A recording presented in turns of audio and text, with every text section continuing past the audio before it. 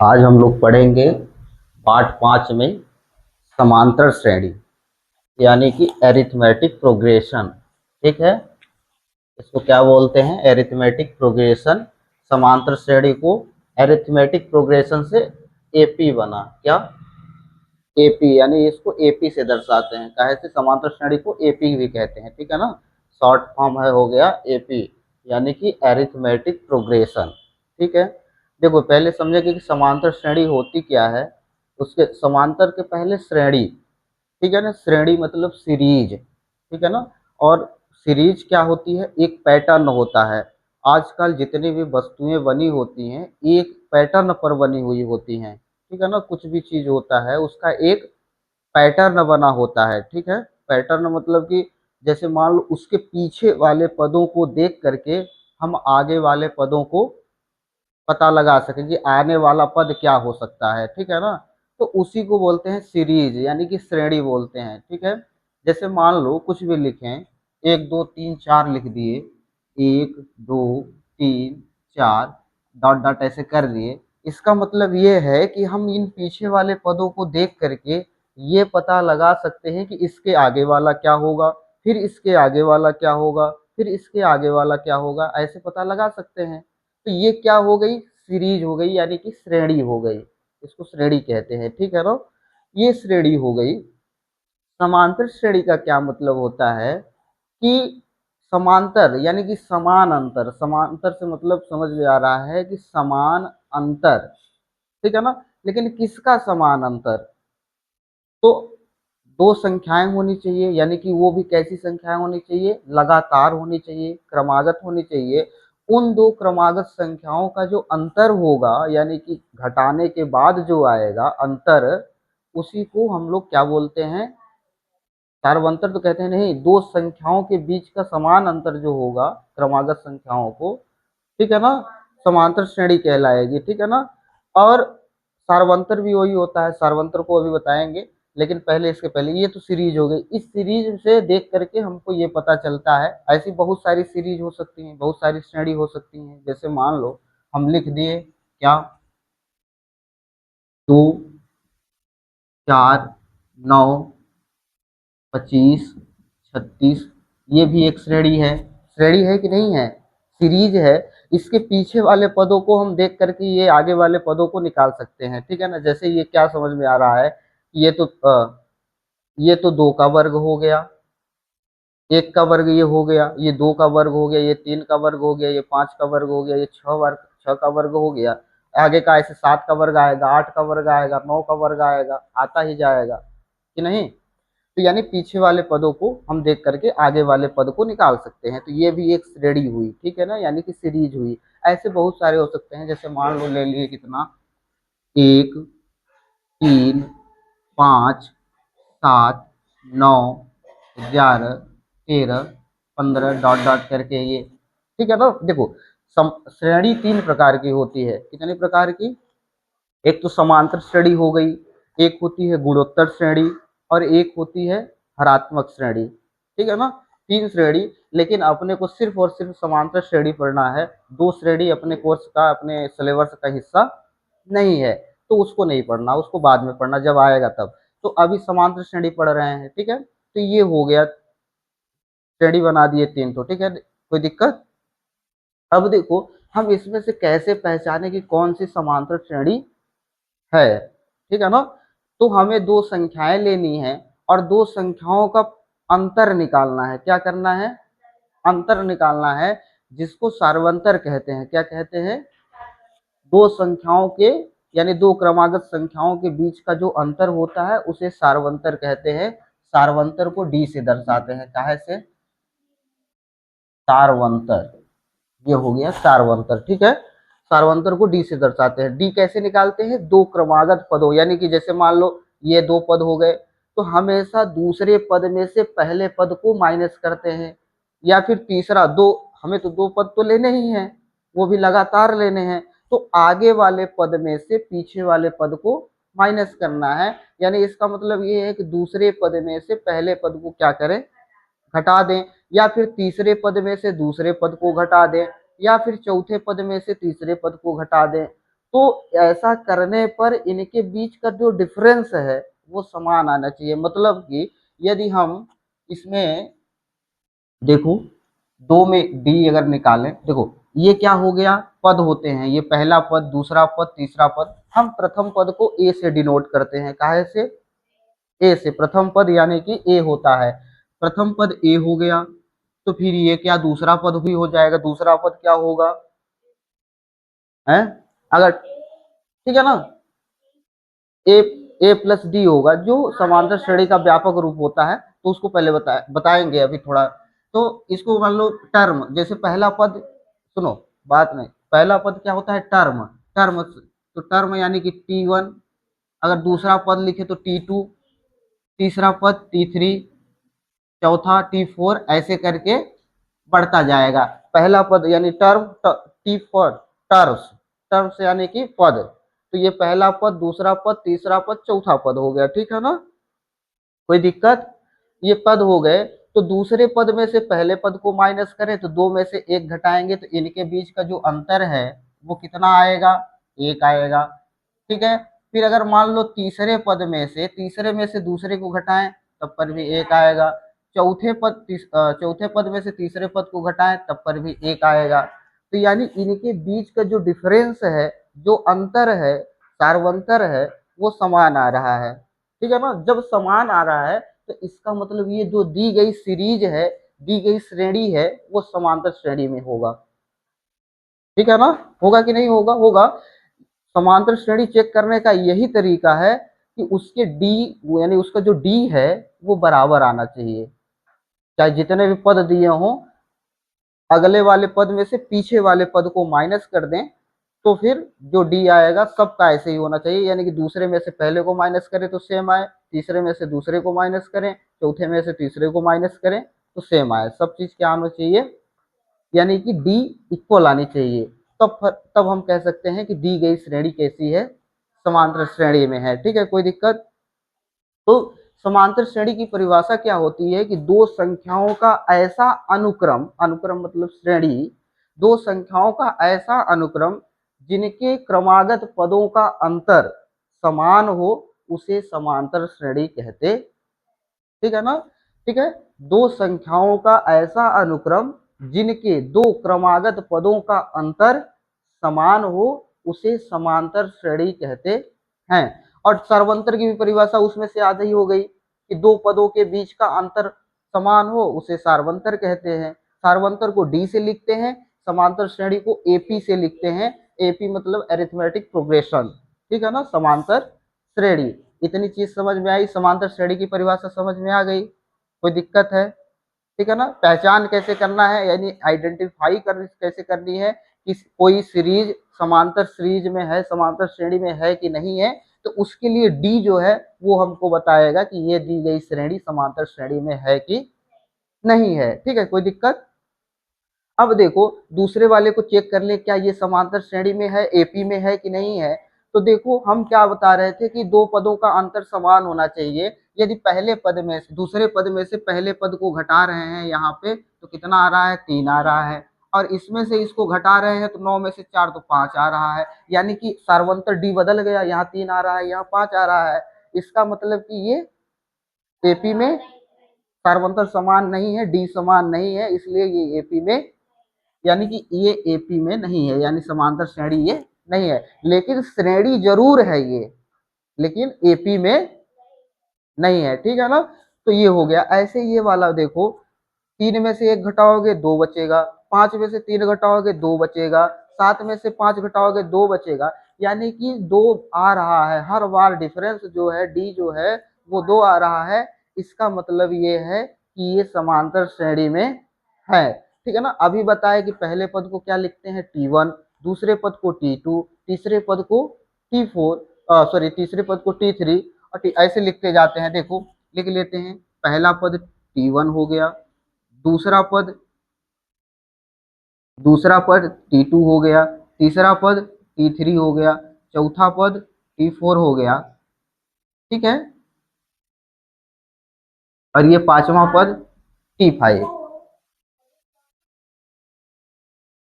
हाँ, ठीक है ना। तो ये हो गया। ये पहला पद, दूसरा पद, तीसरा पद, चौथा पद, पांचवा पद, ठीक है ना। यदि हम किसी भी सीरीज के, किसी भी समांतर श्रेणी के पहले पद को ए मानते हैं, पहला पद क्या है, ए है, यानी कि T1 जो है उसको हम कह सकते हैं कि ये ए है, ठीक है, चाहे ए कहें चाहे A1 कहें, एक ही बात है, ठीक है ना। यदि पहला पद हमको किसी श्रेणी का पता है और डी भी पता है, तो हम दूसरा पद निकाल सकते हैं, यानी कि जब दूसरा पद निकालेंगे तो क्या होगा, डी जोड़ दें, ए में डी जोड़ देंगे तो दूसरा पद आ जाएगा, ए में डी जोड़ देंगे तो क्या हो जाएगा, दूसरा पद आ जाएगा, तो ये A2 का मान हो गया। फिर जैसे A3 निकालना हुआ, तो A3 निकालेंगे तो क्या होगा, a प्लस टू डी हो गया, ठीक है ना, यानी कि d का दोगुना करके a में जोड़ देंगे तो a प्लस टू डी जब हो जाएगा तो तीसरे पद का मान आ जाएगा, ठीक है ना। चौथे पद का ऐसे निकालना हुआ तो कैसे निकालेंगे, a प्लस थ्री डी, ठीक है ना, ये हो गया। ऐसे ही पांचवें पद का जब निकालना हुआ, a प्लस फोर डी, ये इस टाइप का पैटर्न बन रहा है कि नहीं बन रहा है, ठीक है ना। यानी पहला पद निकालना है तो a, दूसरा पद निकालना है तो a प्लस डी, तीसरा पद निकालना है तो a प्लस टू डी, चौथा पद निकालना है तो a प्लस थ्री डी, और पांचवा पद निकालना है तो a प्लस फोर डी आ रहा है, ठीक है ना, समझ में आ रहा है।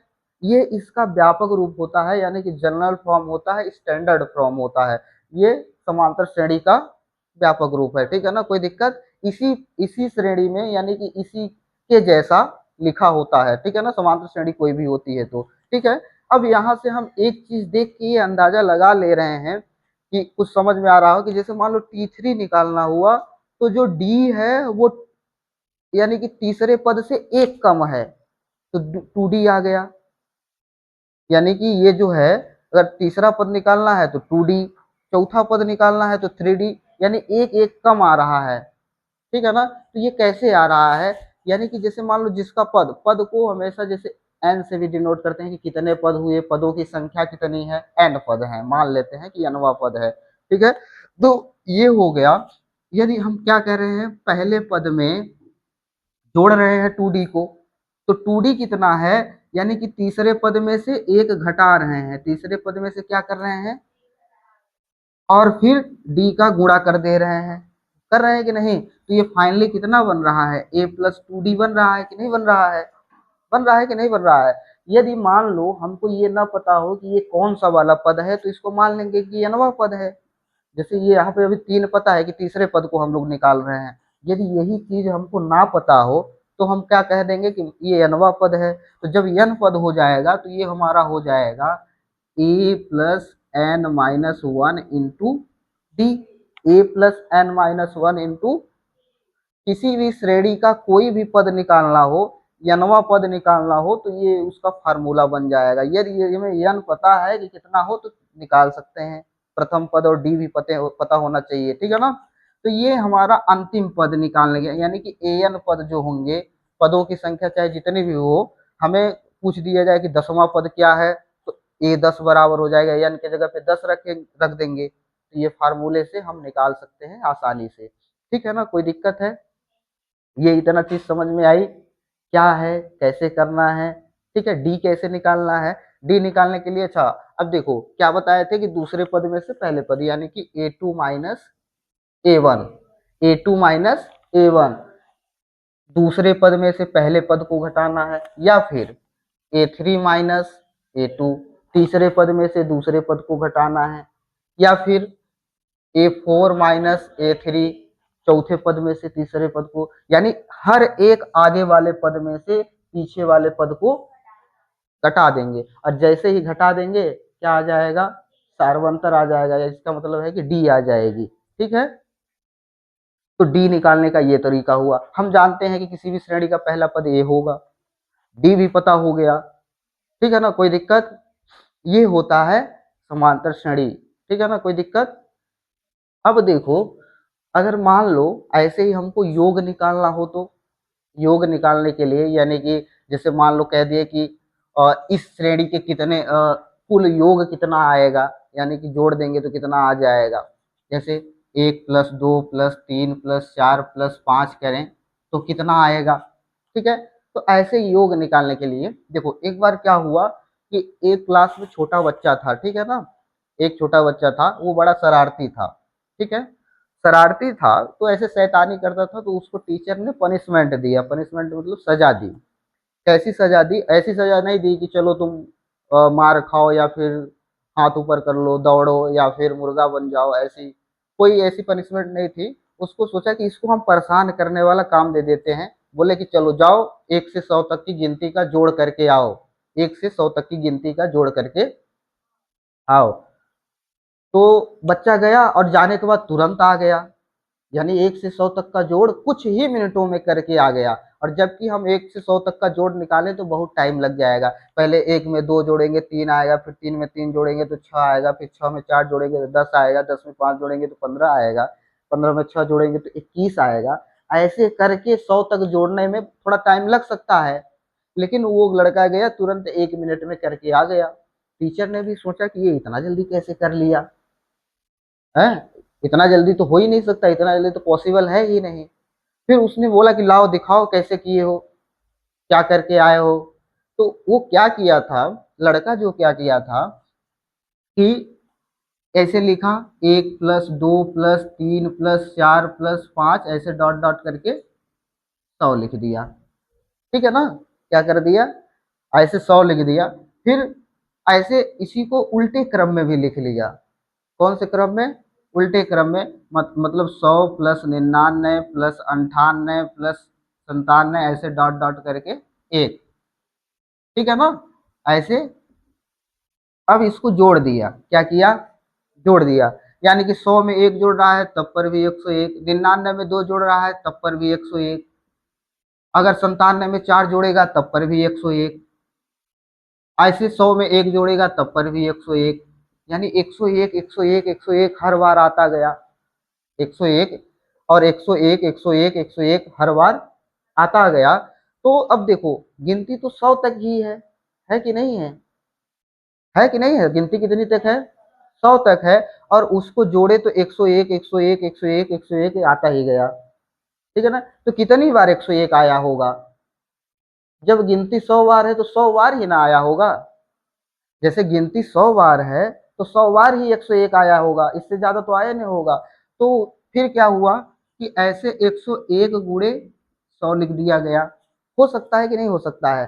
हो सकता है। तुम लोग भी सोचो कि यदि 101 100 बार है तो 101 में 100 का गुणा कर दे तो वो आ जाएगा, ठीक है ना। लेकिन यहाँ पे हर चीज दो दो बार, हमें तो एक बार का ही जोड़ करने को बोला गया था 1 से 100 तक जोड़ने के लिए, लेकिन 1 से 100 तक ऐसे सीधा लिखा फिर उल्टा लिखा, यानी कि 2 बार जोड़ दिया, 2 बार जोड़ दिया। तो यदि 2 बार जोड़ दिए तो उसमें 2 का हम भाग दे सकते हैं, तो पहले भी पहले जैसा आ सकता है। तो क्या किए इसमें, 2 का भाग दे दिए, 2 का भाग दे दिए। तो फिर क्या हुआ, ये 2 से कट गया, 2 एक कम 2 और ये 50 आ गया। और फिर 50 में 101 का गुणा कर दिए तो कितना आया, ये आ गया 5050 आ गया। यानी कि 1 से 100 तक का जोड़ 5050 आ गया। यानी ये कुछ ही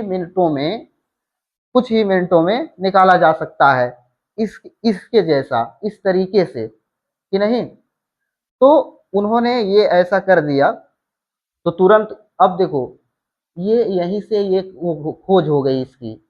यानी जोड़ करने के लिए यदि किसी श्रेणी का हमें जोड़ करना है, योग करना है, तो इस प्रकार से हम लगातार, अगर लगातार संख्याओं का योग करना हुआ तो योग हो गया। तो वो ऐसे एक गणितज्ञ थे, वो छोटा बच्चा जो था, कोई साधारण लड़का नहीं था। उसने क्या किया, ऐसे जोड़ करने के लिए उसने ये तरीका आजमाए, फिर वहीं से वो भी प्रसारित हो गई। यानी सब लोग ऐसा इसका इस्तेमाल करने लगे, ठीक है ना। तो हम लोग पढ़े भी थे कि किसी भी लगातार प्राकृत संख्याओं का योग करने के लिए n+n गुणे n+1/2 कर देते हैं, n गुणे n+1/2 कर देते हैं, तो आ जाता है। जैसे मान लो 1 से 100 तक बोला गया था, तो 100 तक निकालने के लिए क्या होगा, n कितनी बार है, 100 बार है। और 100 में एक जोड़ दिए 101 हो गया, और भाग दे दिए 2 का, तो ये आ गया 5050। तो इस प्रकार से क्या हुआ, इस संख्याओं का जोड़ करने के लिए ये तरीका बना। तो जब कोई इसके पहले ये कोई जानते नहीं था कि कैसे करेंगे, जब एक बार ये आ गया तो इसके बाद ऐसे सब सब लोग करने लगे। तो ये इस प्रकार से खोज हुई, ठीक है ना। तो जब एक बार कोई चीज आ जाता है कोई चीज़ फेमस हो जाता है, मार्केट में आ जाती है, तो फिर उसका सब लोग अनुसरण करने लगते हैं, वैसे ही करते जाते हैं, ठीक है ना। तो ये संख्याओं का योग करना हुआ, ठीक है, कोई दिक्कत समझ में आई इतनी सारी बातें, ठीक है ना। अब चलो देखो हम लोग पढ़ते हैं प्रश्नावली 5.1, ठीक है, क्या है।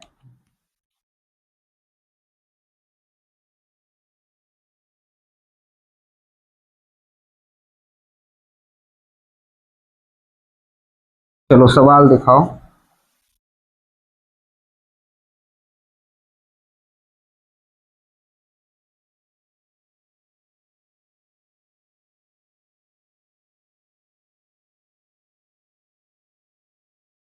प्रश्नावली 5.1। चलो देखो पहला सवाल क्या है।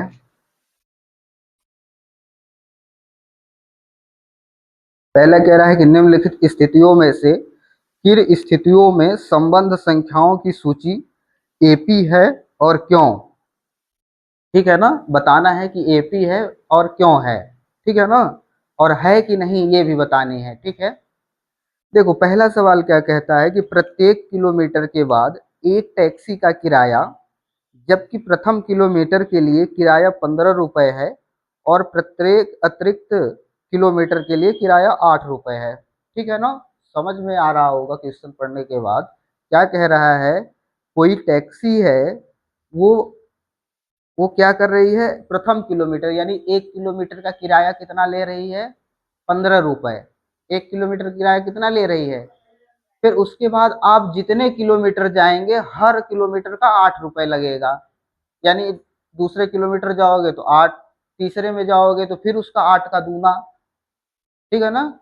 ऐसे करके लगता जाएगा, ठीक है। समझ में देखो प्रथम किलोमीटर का किराया कितना हुआ टैक्सी का, सीधे लिखते हैं प्रथम, हमको ये भी तो बताना है। प्रथम किलोमीटर का किराया जो है, किलोमीटर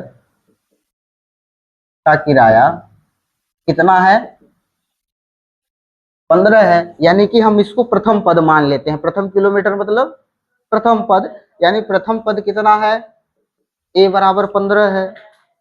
और इसके बाद हर किलोमीटर आगे जाने पर क्या लगता है, 8 रुपये लगता है, यानी कि अगर दूसरे किलोमीटर के जाओगे तो 8 रुपये जुड़ जाएगा, तीसरे किलोमीटर पर जाओगे तो ऐसे जुड़ता जाएगा। जो अभी हम लोगों ने एपी पढ़ा, क्या पढ़ा था कि A+2D यानी दूसरा पद निकालना है, ठीक है ना। A2 निकालना है यानी कि T2 निकालना है, तो A+D हो जाएगा, A+D हो जाएगा। D कितना है, D हम कह सकते हैं कि 8 दिया है, हर किलोमीटर का वो तो अंतर ना है, तो अंतर, तो A+D यानी कि 15+8 तो बराबर ये 23 हो गया। ऐसे ही अगर A3 निकालोगे तो A3 यानी क्या होता है, A+2D, A+2D ये हो गया, तो A का मान 15, 2 × D का मान 8, ये हो गया 15+16, ये हो गया 31, ठीक है ना। तो ऐसे ही अब 3 पद निकल गए, तो यहाँ से पता चल सकता है कि एपी में है कि नहीं है, ठीक है ना। प्रथम पद 15, दूसरा पद 23 और तीसरा पद 31। तो इसमें से इसको घटाओगे तो 8 आएगा, इसमें से इसको घटाओगे फिर भी 8 आएगा। इसका मतलब ये है कि जो समस्या दी गई है, जो क्वेश्चन दिया गया है, वो एपी में है। क्यों है, क्योंकि हर किलोमीटर का किराया 8 रुपये है, यानी कि समान किराया है, समान रूप से हर किलोमीटर पर बढ़ रहा है। तो लिख देंगे कि अतः हाँ ये एपी में है, बस इतना है। अतः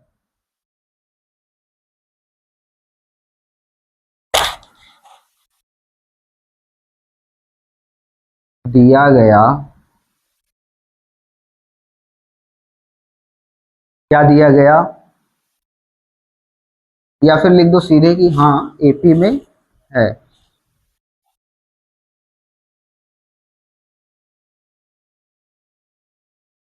ठीक है ना, ये इस प्रकार से हो गया, ठीक है, कोई दिक्कत। बस इतना ही बताना था कि एपी में है कि नहीं है, और कुछ नहीं करना था, ठीक है। अब देखो दूसरा सवाल क्या कहता है। दूसरा सवाल,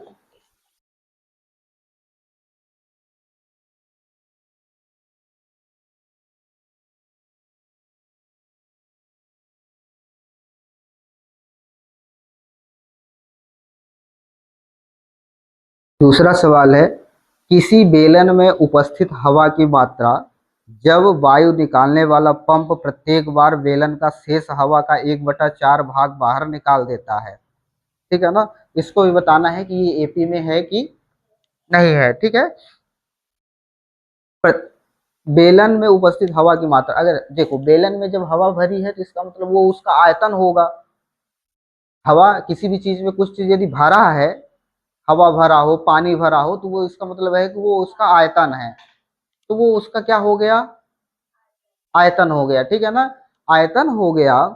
तो जो हवा है, अब देखो आयतन को हमेशा भी मानते हैं। आयतन, आयतन काहे से दर्शाते हैं, भी से। ठीक है ना, तो आयतन भी होता है, लेकिन यहाँ पे हम मान लेते हैं कि उस बेलन का आयतन कितना है, 100 है। कुछ नंबरिंग में मान लेते हैं तो सॉल्व करने में आसानी होगी। सिर्फ हमें तो एपी ही बताना है। ठीक है ना, चलो देखो, मान लेते हैं कि आयतन कितना है। अच्छा, पहले का दूसरा नंबर, आयतन 100 मान लेते हैं। ठीक है, आयतन जब 100 है, अब प्रश्न कहता है कि जो पंप है हर बार में इसका 1/4 भाग बाहर निकाल देता है। 1/4 भाग क्या कर देता है, हर हर बार में, हर स्टेप में। तो पंप के द्वारा, ऐसे लिख देंगे, पंप के द्वारा बाहर की गई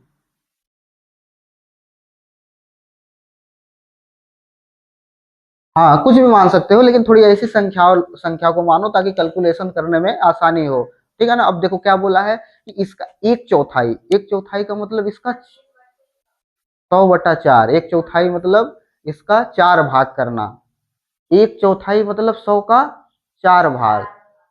तो 1/4 इसका हवा जो पंप है वो एक बार में बाहर निकाल देता है। इसका मतलब है कितना हो जाएगा, 100/4, यानी कि कितना आ गया, 25। तो 25, 25, 100 में से 25 जो है वो बाहर निकाल देता है, तो बचेगा कितना, 75। तो कितना बच गया, तो 75, यानी कि प्रथम पद 100 हो गया, दूसरा पद क्या हो गया। अब 75 का फिर से 1/4 भाग वो बाहर निकालेगा, फिर जो बच जाएगा वो तीसरा पद हो जाएगा। तो जब इसका 1/4 भाग फिर से बाहर निकालेगा, यानी कि ये लिख सकते हैं कि दूसरे बार बाहर निकाली गई हवा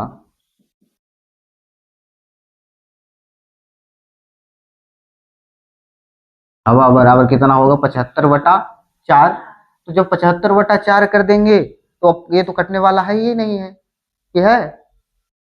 इसका मतलब ये है कि फिर हम 75 में 75 माइनस ये 75/4 क्या कर देंगे, घटा देंगे, क्योंकि ये 75 पहले था। ठीक है ना, अब उसका 1/4 कर रहे हैं।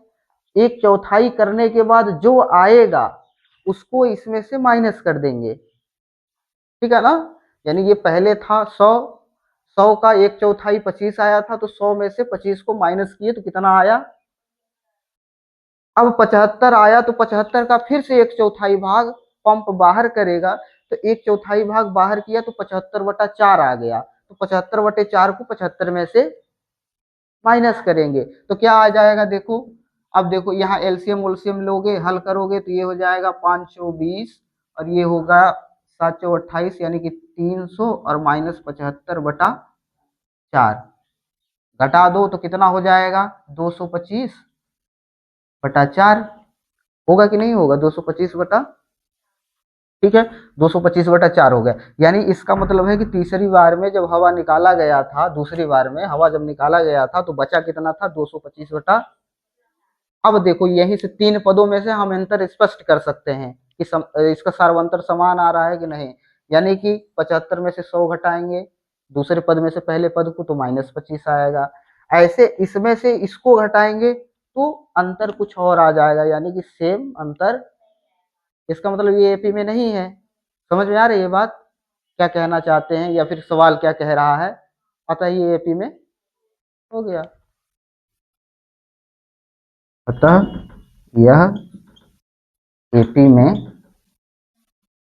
नहीं है। ठीक है ना, कोई दिक्कत, बहुत सरल है, कोई दिक्कत नहीं है। बस समझना है कि एपी में है कि नहीं है।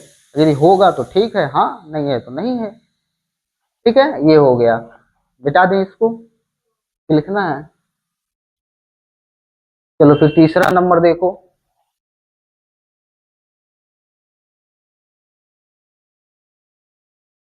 तीसरा नंबर क्या कहता है? तीसरा नंबर है कि प्रत्येक मीटर की खुदाई के बाद एक कुआं खोदने में आई लागत, जबकि प्रथम मीटर खुदाई की लागत 150 रुपए है और बाद में प्रत्येक मीटर की खुदाई की लागत 50 रुपए बढ़ती जाती है। अब बताइए कि ये एपी में है कि नहीं है। ठीक है, देखो, एक कुआं खोदा जा रहा है जिसका क्या है, 150 रुपए लग रहा है, उसकी लागत है कुआं खोदने की, प्रथम मीटर की लागत है। यानी एक मीटर की लागत कितनी हो जाएगी? 100। ठीक है ना, एक मीटर की लागत 150 रुपए है, सीधे लिखते हैं, कुछ हिंदी नहीं लिखते हैं। एक मीटर यानी प्रथम, पहला पद 150 रुपए है। अब हर मीटर यानी 2 मीटर खोदोगे तो 50 रुपए जुड़ता जाएगा, तीसरा मीटर खोदोगे तो जो दूसरा पद होगा उसमें से 50 रुपए जुड़ जाएगा, जो चौथा पद होगा तो यानी कि तीसरे पद में 50 रुपए जुड़ जाएगा, यानी हर पद में, हर मीटर में 50 रुपए क्या होता है, जुड़ता जाता है। ठीक है ना, तो यानी कि जब दूसरा मीटर हम कुआं खोदेंगे तो 50 रुपए बढ़ जाएगा, यानी A2 बराबर 200 हो जाएगा। A3 बराबर कितना हो जाएगा? फिर से 200 में 50 जुड़ जाएगा तो 250 हो जाएगा। अगर चौथा पद निकाले तो फिर 50 जुड़ जाएगा, 300 हो जाएगा। ऐसे ही 50 50 50 50 रुपए बढ़ता जाएगा। तो यहाँ से फिर ये इसमें से इसको घटाओगे तब पर भी तो 50 ही आएगा, यानी कि सारवंतर डी जो है वो सेम आ रहा है, 50 रुपए ही आ रहा है। इसका मतलब ये एपी में है। और जो एपी बन रही है 150 200 250 300 ऐसे करके आगे बढ़ती जाएगी, अतः ये एपी में है। हो गया, अतः यह एपी में है। ठीक है ना, ज्यादा कुछ नहीं लिखते हैं, अतः ये एपी में है। ऐसे ही मान लो चौथा वाला क्या है, खाते में प्रत्येक वर्ष का मिश्र धन, जबकि 10,000 रुपए राशि का 8% वार्षिक दर से चक्रवृद्धि ब्याज पर जमा की जाती है। अब ये बताना है कि एपी में है कि नहीं। तो हम पिछली कक्षाओं में चक्रवृद्धि ब्याज वाला जो फार्मूला पढ़े रहे होंगे, एक था कि ए बराबर होता है, देखो यहाँ पे लिख देते हैं चौथा नंबर।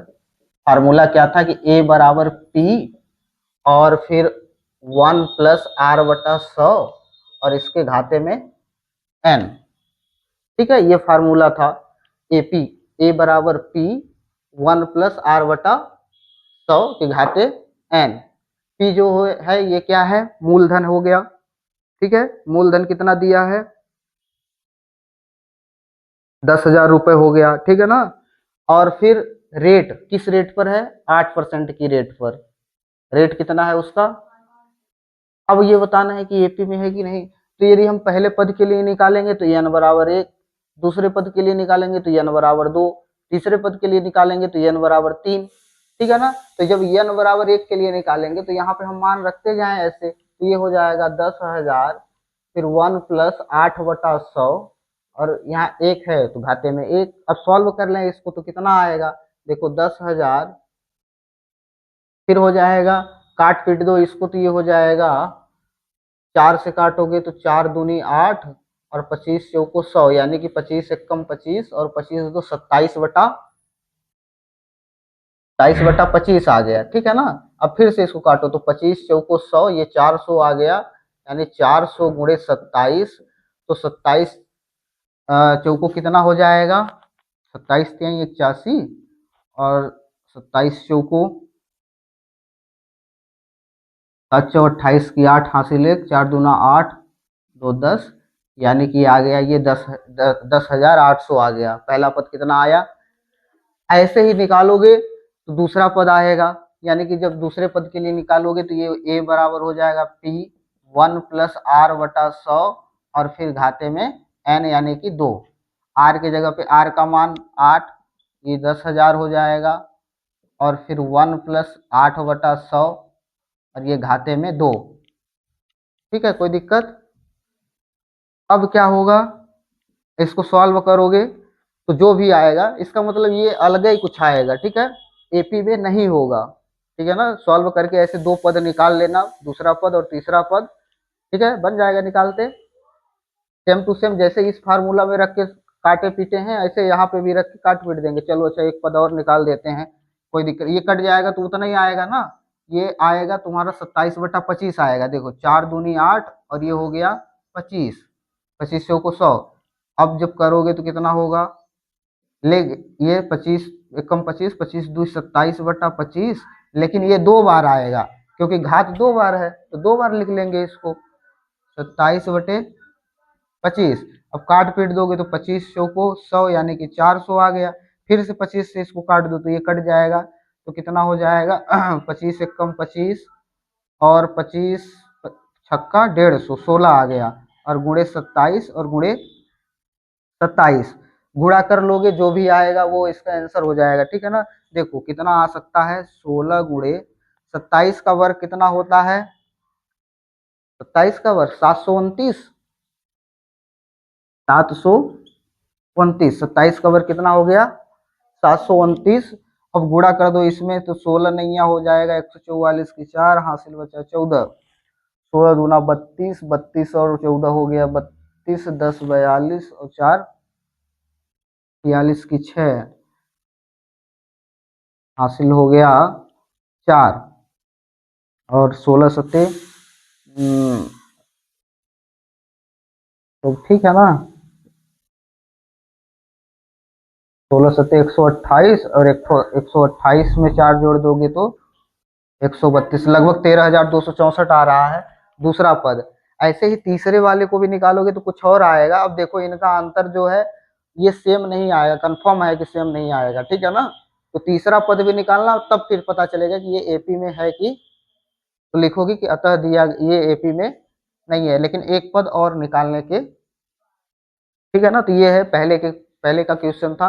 कोई दिक्कत है, समझ में आई क्या करना था, एपी में है कि नहीं है ये बताना था, और उसके पहले कैसे पहचानते हैं कि कौन सा एपी में है कि नहीं है, ठीक है ना।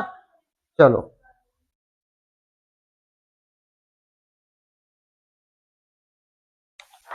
चलो देखो दूसरे में क्या करना है, दी हुई एपी के प्रथम 4 पद लिखिए जबकि प्रथम पद ए और सार्वंतर डी निम्नलिखित है। यानी कि दिया गया है पहले के लिए ए बराबर दिया है 10 और डी बराबर कितना दिया है, ये भी 10। ए यानी कि प्रथम पद है और डी है सार्वंतर। इसके क्या करने हैं, 4 पद लिखने हैं, प्रथम 4 पद, ठीक है ना। तो 4 पद कैसे, देखो ए तो दिया है, अब दूसरा पद निकालें, तीसरा पद निकालें और चौथा पद निकालें, ठीक है ना। तो देखो हम लोग पढ़े थे कि जब पहला पद क्या होता है, ए बराबर, ए तो पहला पद हो गया, A2 यानी कि दूसरा पद क्या होगा, A2 A प्लस डी। इस तरीके से भी निकाल सकते हैं या फिर ऐसे सीधे जोड़ के भी निकाल सकते हैं, तो हम लोग एकदम सिस्टमैटिक ढंग से लिख लेते हैं। दूसरा पद क्या है, ए प्लस डी, तो ए बराबर है 10 और डी बराबर भी 10, तो कुल मिला के कितना आया। अब तीसरा पद क्या होता है, ए प्लस 2D, ए प्लस डी यानी तीसरा पद बोला है तो डी यानी कि 2D, ठीक है ना। ये नहीं कि तीसरा पद बोला है तो ए प्लस 3D कर दें, 3D कर देंगे तो फिर चौथा पद आ जाएगा। तो अब देखो ए है 10 हाँ और प्लस 2D यानी कि 2 गुणे 10 बराबर 10 प्लस 10, 10 दूना 20, कुल मिला के कितना आ गया, समझ में आया कैसे निकाल रहे हैं। फिर तीसरा पद निकल गया, अब चौथा पद निकाल लो। तो चौथा पद के लिए क्या होगा, ए प्लस 3D, तो ए का मान 10, 3 है तो 3, डी का मान 10, तो 10 प्लस 10 तिहाई 30 बराबर, तो चौथा पद कितना आ गया। अतः एपी के प्रथम 4 पद क्रमशः, क्रमशः माने लगातार, क्या होगा 10, 20, 30 और 40 है, ठीक है ना। ये हो गया, ऐसे निकालेंगे, ठीक है ना। ठीक है, बाकी तो वैसे भी निकाल सकते हैं, पहला पद 10 है तो दूसरा पद उसमें 10, 10, 20, और जब दूसरा पद 20 है तो तीसरा पद में फिर 10 जोड़ देंगे तो 30, अगर तीसरा पद 30 है तो चौथे चौथे पद के लिए फिर से 10 जोड़ देंगे तो 10 प्लस 10, 30 प्लस 10 यानी कि 40, ठीक है ना। तो ये हो गया। ऐसे ही दूसरा नंबर देखो, दूसरे में क्या करना है, दूसरा ए बराबर दिया है -2 और डी बराबर दिया है 0, ठीक है ना। तो क्या होगा, प्रथम पद माइनस है तो ये दूसरा पद हो जाएगा a2 बराबर a प्लस डी यानी कि -2 + 0 यानी कि -2। तीसरा पद a3 बराबर a प्लस 2d, ए का मान -2 + 2 गुणे 0, तो ये भी -2 हो गया क्योंकि 2 में 0 का गुणा करेंगे तो 2 शून्य में शून्य और फिर से -2 ही आएगा। यानी सब में ये माइनस, और चौथा पद निकालोगे तो कितना होगा a प्लस 3d यानी कि a का मान -2 + 3, 3 गुणे d यानी कि 0, तो 3 शून्य में शून्य, -2 + 0 बराबर -2, ये हो गया, ठीक है ना। ऐसे इसको भी लिखना हो तो लिख लो, -2 + 0 बराबर -2, तो ये हो गया। यानी कि सारे पद इसके माइनस, जब सार्वंतर 0 है, कोई डिफरेंस ही नहीं है, तो वही पद होगा। अतः एपी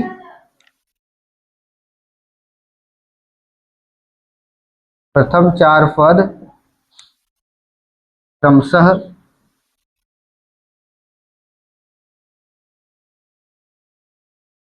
-2, -2, -2 और -2 है, ठीक है। कोई दिक्कत समझ में आया। ऐसे ही तीसरा नंबर निकालो, इसका तीसरा, दूसरे का तीसरा, ठीक है। तीसरा क्या होगा, ए बराबर 4 दिया है और डी बराबर -3, ए बराबर 4 और डी बराबर ये दिया है। अब इसके 4 पद निकालने हैं, तो ए तो दिया है, दूसरा a2 हो जाएगा a प्लस डी। हर बार लिखेंगे, देखो लिखने से कंफर्म हो जाएगा, शॉर्ट में भी लिखेंगे तो हो ही जाएगा, काम तो हो ही जाएगा, लेकिन हर बार लिखेंगे तो ये एक कंफर्म हो जाएगा। कंफर्म होने का मतलब फिर जल्दी भूलेगा नहीं, ठीक है ना। पैटर्न पता हो जाएगा कि दूसरे पद को क्या कहते हैं, तीसरे पद को क्या कहते हैं, चौथे पद को क्या कहते हैं, पांचवें पद को क्या कहते हैं, लिखने से ही एक्सपीरियंस होगा। तो a2 बराबर a प्लस डी हो गया। अब देखो a का मान 4, d का मान -3, तो ये कितना होगा, 4 और प्लस माइनस का गुणा होगा तो -3 यानी कि बराबर माइनस, हाँ, तो सिर्फ एक आएगा। अब देखो तीसरा पद निकालो तो a3 बराबर हो जाएगा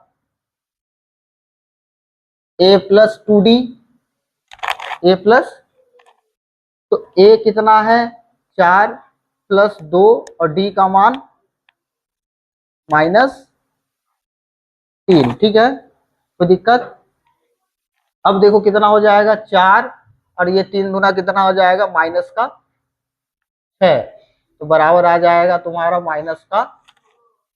अब चौथा पद निकालो तो a4 बराबर a प्लस 3d, a का मान 4 और d का मान -3 बराबर ये हो जाएगा 4 -3 त्रिकाई 9, कुल मिला के घटा दोगे तो कितना आ जाएगा बराबर माइनस, पहला पद 4, दूसरा पद 1, तीसरा पद -2 और चौथा पद। अतः एपी के प्रथम 4 पद कितना है, 4, 1, -2 और -5 है, ठीक है। कोई दिक्कत समझ में आया। ऐसे ही चौथा नंबर देखो क्या है। चौथा नंबर ए बराबर दिया है -1 और डी बराबर 1/, इसके 4 पद निकालो। पहला पद दिया है, दूसरा पद सेम फॉर्मूला, a2 बराबर a प्लस डी, तो a कितना है -1 और d कितना है 1/। हल करो इसको तो ये आ जाएगा, देखो अब भिन्न का ये तो जोड़ घटाना बन गया, तो ये एलसीएम लोगे तो 2 आएगा, और 2 1 कम 2, -2 प्लस का 1 और बटा, ठीक है। घटा दो तो कितना आ जाएगा माइनस प्लस, तो -1/, दूसरा पद -1/, आ गया, 2 आ गया। अब तीसरा पद निकालो, a प्लस 2d बराबर, a कितना है -1 प्लस 2, d का मान कितना है 1/2, है कि नहीं है। यहाँ तो 2 से 2 कट गया, ये कट गया ना। और इधर कितना बचा, -1 और फिर +1 यानी कि 0 आ गया। समझ में आया? ये -1 और यहाँ पे 1 बचा तो प्लस माइनस घट गया, 0 आ गया। ऐसे ही चौथे पद के लिए A4 बराबर हो जाएगा A + 3D। तो A का मान कितना है, -1 + 3D यानी कि 1/2। ये हो जाएगा कितना, -1 + 3/2, भिन्न का जोड़ बन गया। अब इसको भी करो तो कितना आएगा, 2 एकम 2 तो -2 + 3/2 यानी कि 1/2। 3 में से 2 घट गया तो 1/2 आ गया, ठीक है ना। तो ये एपी के 4 पद आ गए। पहला पद 1 है, -1 है, दूसरा पद -1/2 है, तीसरा पद 0 है और चौथा पद लिख दो। अतः एपी, इस बार शॉर्ट में लिखते हैं, जगह कम है तो। अतः एपी -1 -1/2, 0 और 1/2 है, ठीक है। कोई दिक्कत? ठीक है, समझ में आ गया। ऐसे ही 5वां नंबर है, तो 5वां नंबर देखो क्या होगा। चलो इसको लिख लो फिर।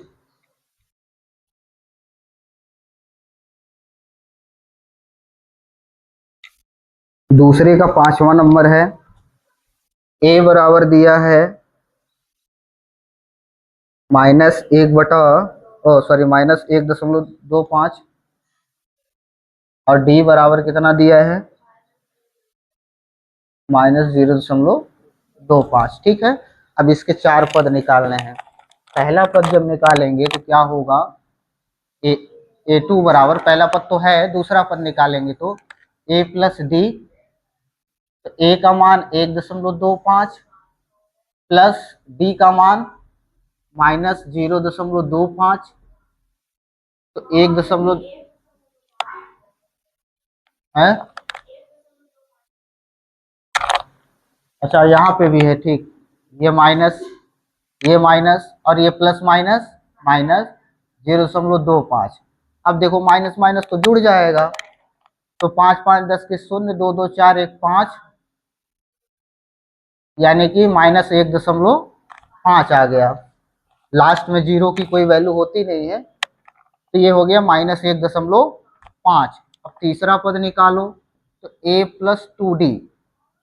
ए का मान हो जाएगा, ए का मान कितना हो जाएगा, -1.25 प्लस 2 गुणे 0 -0.25।